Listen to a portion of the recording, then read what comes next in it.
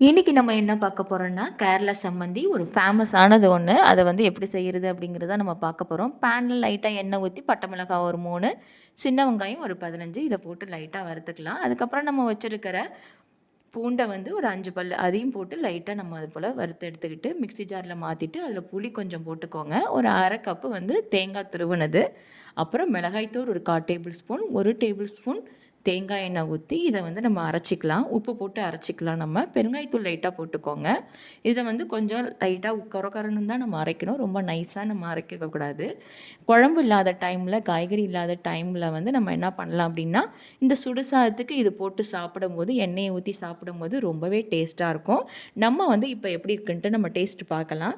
சுடு சாதத்தில இப்ப வந்து இத வச்சு நம்ம எண்ணெய ஊத்தி நம்ம டேஸ்ட் பார்க்க போறோம்.